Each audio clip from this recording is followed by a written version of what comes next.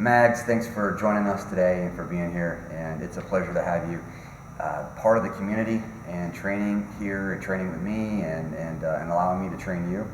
And so what I wanted to do is just ask you to start off with sharing a little bit about your background and how you ended up connecting with us.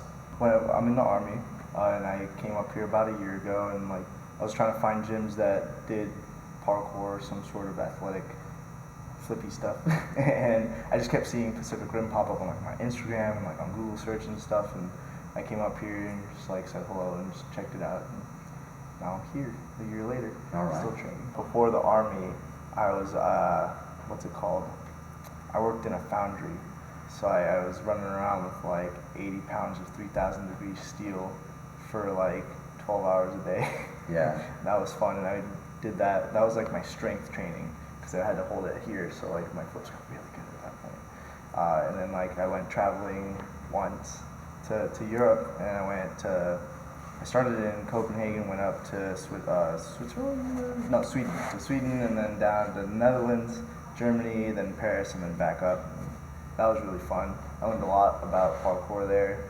Being in France and stuff, there's a bunch of people that just grew up around and stuff, so that was fun. So what did that training look like before, kind of back in the day? It was a lot more of power stuff, long distance jumps, and your basic flips. I got the front flip, the back flip, the twist, all that stuff. A very haphazard round off. I didn't really focus too much on flips. I got the cork occasionally, but I mainly focused on precision tech jumps and stuff like that, and rooftop training. Yeah. I remember when you first started, that was the one thing that we immediately focused on was the round off. Yeah. What inspires you to continue to train your mind and body in this way, and to continue to strive to push to the next level? So I've been doing it since I was 5, because my mom should be Spider-Man, and I was I'm gonna be Spider-Man one day. So my whole life I just have known to do this for fun on my free time. And I just kind of keep doing it because it's a great workout. I don't really like doing conventional training at the gym, weightlifting and stuff like that. So it's just I work out, and so I stay fit and stay active. Gotcha. Why is that? Why don't you It's just very monotonous, repetitive, in a boring way. So you've had a long history, a long career in this, in terms of training and learning on your own, right? Mm-hmm. And teaching yourself, and then you coached for a little bit too, right? Yeah, I did. So tell us about that a little. So it first started out just teaching my friends, and then from there I went on to teach the local kids in the area, because where I grew up it was very high in crime. So I was trying to give the kids an outlet to to express themselves and to stay out of trouble like I did, because there's just a lot of peer pressure with drugs, drinking, and violence, and just general crime. So I'd offer free classes on Saturdays, and then from there I reached out to the first gym that I went to was in East Lyme, back in Connecticut. It was in East Lyme. I forgot the name of it by now, but I taught there for about a year and a half.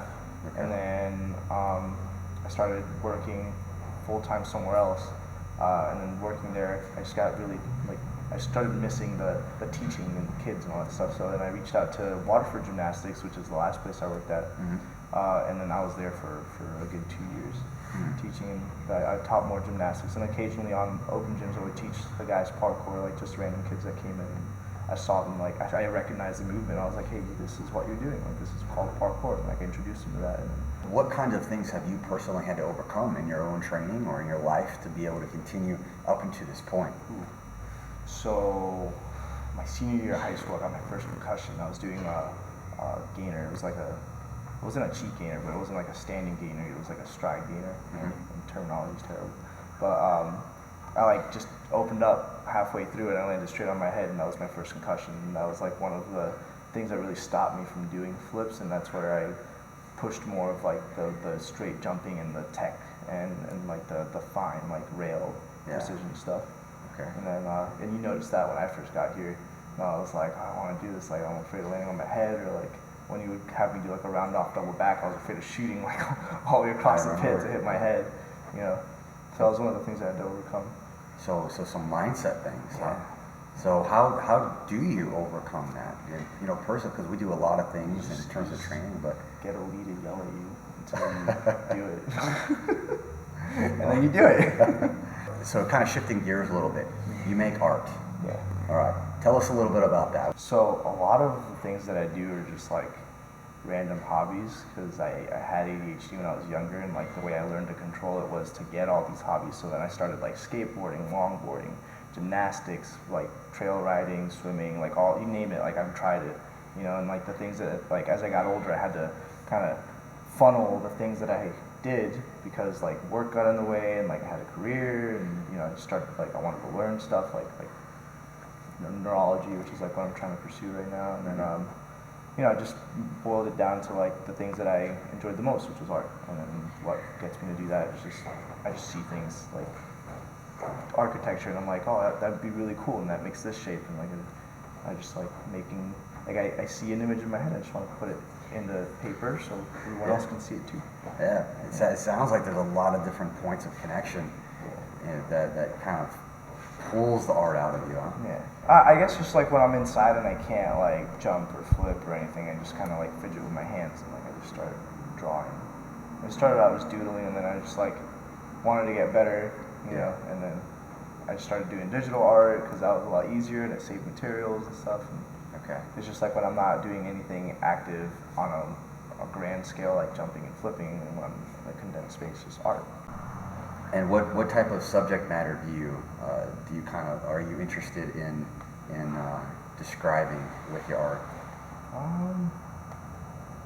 Surreal, I think.